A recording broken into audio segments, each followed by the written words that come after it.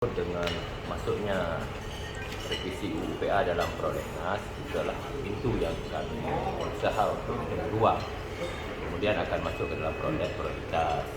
Namun revisi atau tidak sangat tergantung pada kita sendiri orang Aceh. Itu. Dan kita tadi kemarin kita telah dapat dengan oleh DPR kita bersepakat untuk revisi terbatas. Namun kita berharap ini bagaimana teman-teman stakeholder di Aceh, para pihak di Aceh memperkuat kebersamaan,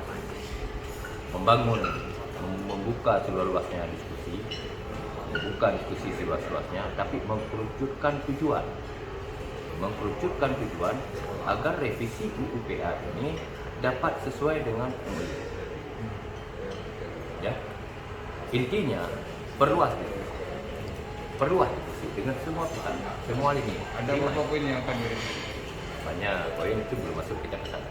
Tapi yang paling penting perluas diskusi, berkuat kebersamaan, tapi kerucutkan tujuan bersama agar revisi UU PA ini dapat lebih baik, lebih memperkuat kewenangan Aceh sebagaimana yang telah disepakati dalam MOU.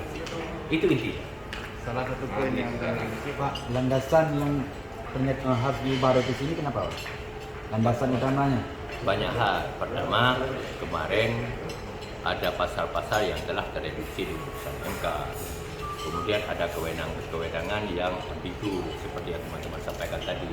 Pasal ada tapi implementasinya susah. Kemudian ada juga menyangkut dengan proses yang sudah mau habis di 2022. Banyak hal. Tapi ada satu pasal dalam MOU, dalam UU ya, bahwa perubahan itu diawali oleh DPR. Setuju atau tidak? Atau hak punya di DPR? DPR ada hak di DPR, tentang setuju atau tidak setuju. Tetapi saya menghimbau kepada DPR, kepada semua kita, perluas diskusi, tinggalkan perbedaan. Mari kita perkuatkan kebersamaan agar revisi yang kita akan buat itu satu, jangan banyak sekali draft. Jadi draft, ada saya di DPRI, ada Bang Nasir, ada teman-teman di DPRI, minimal kita lebihkan satu draft. Jangan mungkin ini datang lain draft, itu lain draft, itu tidak memperkuat kebersamaan. Itu intinya.